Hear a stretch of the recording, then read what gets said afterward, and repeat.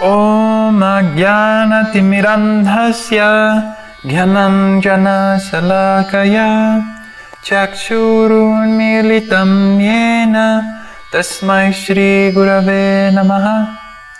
Shri Chaitanya Manobhishtam Stapitam Yena Bhutale Swayam Rupa Kadamayam Dadati Svapadantikam. Today we are going to study Bhagavad Gita chapter 2 verse 59. Vishaya vinivartante niraharasya dehinaha rasavarjang rasopyasya parang drishtva nivartate. Word by word translation. Vishayaha, objects of sense enjoyment. Vinivartante, are practiced to be refrained from. Niraharasya, by negative restrictions. Dehinaha, for the embodied. Rasavarjam, giving up the taste. Rasaha, sense of enjoyment. Api, although there is. Asya, his. Param, far superior things. Drishtva, by experiencing. Nivartate, ceases from. Translation. The embodied soul may be restricted from sense enjoyment, though the taste for sense objects remains. But ceasing such engagements by experiencing a higher taste, he is fixed in consciousness.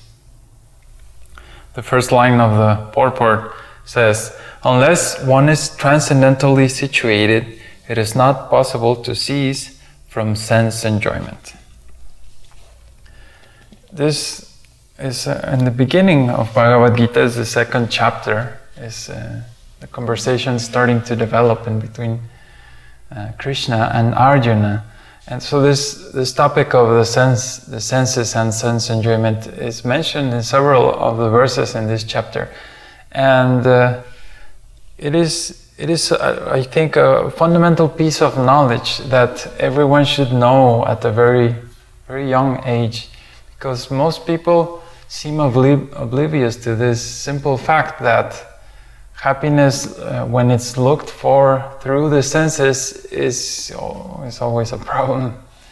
And this is actually not, you couldn't say, is something that is a very rare knowledge or nobody can understand it. Actually, it seems very simple, it's rather obvious. But without the proper context and explanation, it's very, very complicated to understand. So, the most crude example of how the senses don't bring happiness is when we eat something that we like very much, and then we say, oh wow, this is so delicious, so let me have more, and then we take more, and then we want more, and then we buy 10 times the amount of that, and then we eat so much that then we get sick, and then the taste for that thing is abused so much that after taking so much, we're like, oh, I'll never take that again. And this is because we try to find, if we taste a little happiness from the senses, we think, oh, if I take more, then I'll be more happy. So then I'll take more and more and more. And what happens is that, on the contrary, the senses degrade.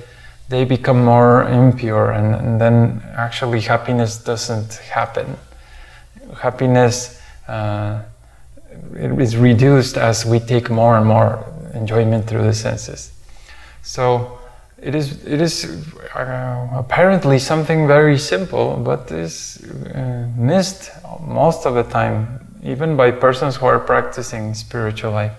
So when someone goes to the hospital, that, oh, I'm sick because, I don't know, someone who's old, who's been eating, I don't know, meat, for example, all their life, usually they will get sick very sick at 60, 70 years old. And the first thing doctor will say is, okay, no meat for you and no sugar. So the person in the hospital is like full of anxiety because the tongue is used to that taste and is like, oh, I need meat.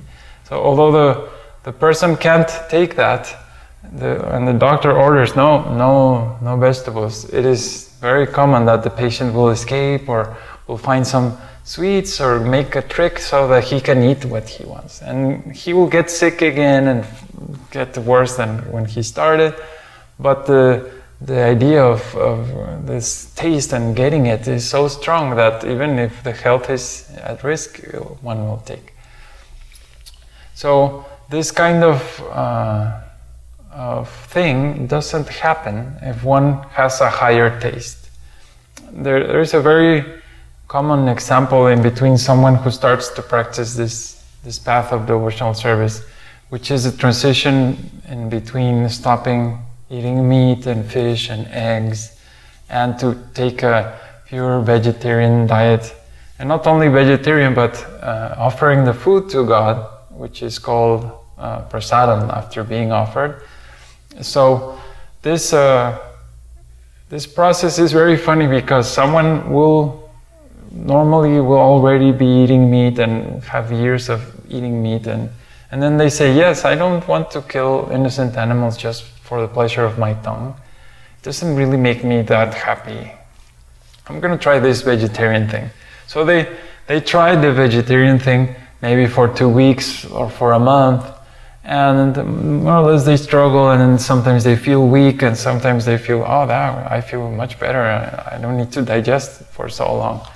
And then somewhere along that first month or two, the person will be again confronted with the chance to take meat, and then usually there's this back and forth that, maybe I should not, maybe I should try it. So what happens is that the person, after 2 months of rigidly practicing vegetarian life, then they take a little bit of meat, trying to test it out, and then the experience is quite shocking. Recently a friend went through this, and it just took a little fish or something and almost like got sick, and just the smell was so bad that it's like, meat and fish and all these products, they're rotten because they have to be killed and stored in the fridge for weeks at a time, and then by the time it's in one's plate, it's totally rotten and very, very bad shape. But not only the rotten part, in fact, taking a pure vegetarian diet, eating only prasadam, food offered to God, indeed does purify the sense of taste. So even things like onions and garlic, just the smell of them 10 meters away is so strong that it is like, oh wow, it smells really bad. So the point is, once one develops a higher taste, then there's no question of taking to a lower path or a lower practice or a lower standard.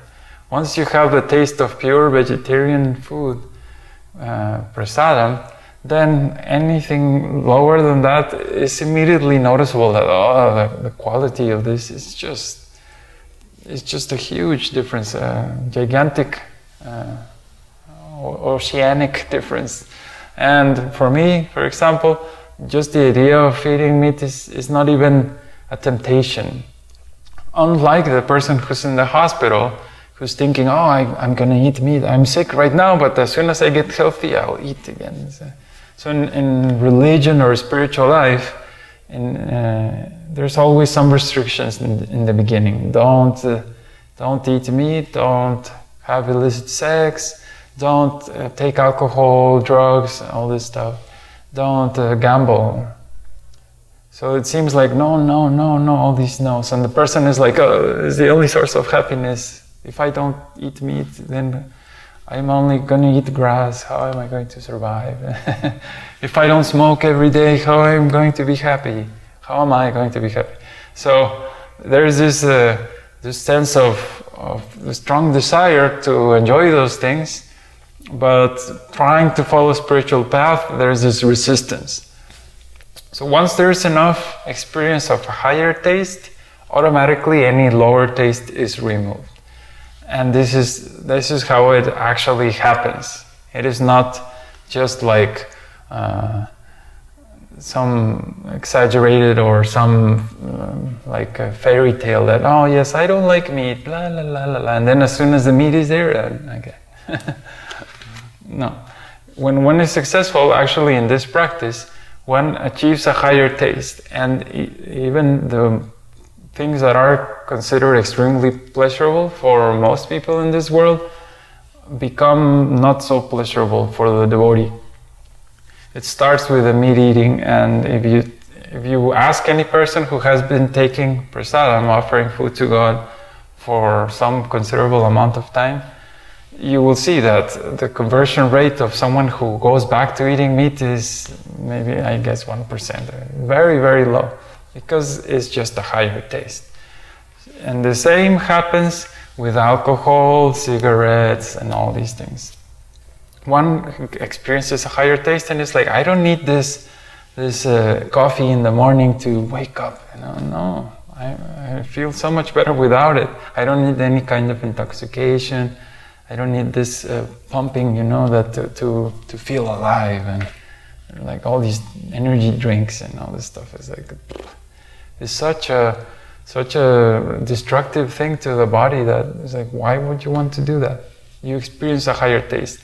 And of course, the highest of all these material pleasures is the sex life, because that is what apparently is the strongest, that, oh, I enjoy sex life, it's so wonderful. How can there be something greater than sex life? And this is, again, the same process. If one experiences a higher taste, then sex life is considered not so pleasurable. It's actually more, in Srimad Bhagavatam, sex life in the material world is compared to when one has an itch. That if I have, I don't know, some animal bit me or some plant, and I have an itch in my hand, it's like a very painful sensation that, oh, I need to scratch. It's not really that it's a pleasurable thing, but when I scratch, I feel relief from that anxiety of the itching. So this is a comparison that Srimad Bhagavatam uses to narrate about, or to an analogy to describe sex life. So the sex life is not really something that's pleasurable per se, but it's more like an itch, and there's like, oh, I need to scratch, and so there's this sense of relief while scratching, but it is not actually pleasurable if one gets to study it very carefully. Especially like sex life in the West, the way it's practiced, that is like completely based on just meet one person one night and then try to enjoy as much as possible, and then another person the next night, and it's like, it's so complicated, so difficult, and one wastes so much money and resources and time just trying to hunt for women and paying so many things just to be able to do that. And that is a total waste of resources and time. So when one actually has a higher taste, even the pleasure, or the sensation, or the desire for this itching sex life is also removed. And one has a higher taste, which is the transcendental pastimes of Radha and Krishna. And well, that is quite elevated, but we can see that this happens with successful practitioners of bhakti. So little by little we should understand that, okay, maybe I'm not at this stage yet, maybe I still find pleasure in smoking or drinking or something, but then I should ask myself, if I still find so much pleasure in intoxication or in sex life or in meat eating, why is it that I can't give it up? How can I experience a higher taste?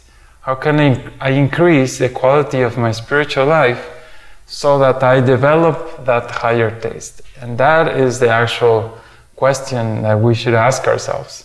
How do I increase this quality of my spiritual life?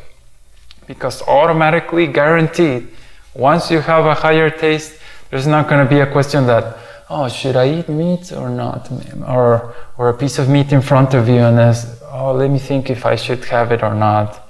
No, the rules say that I shouldn't. No, one automatically will say, no, I don't want meat, it's horrible, it's nasty, you're killing this animal totally unfairly. It smells bad, it's putrid, it's like, why would I want that? Give it to animals or something, you know? And so it's not an artificial thing, and this is what this verse is all about. It is about having a far superior taste. And the word in Sanskrit is param, far superior things. So it should be a very key priority for all devotees that to taste this high, far superior thing.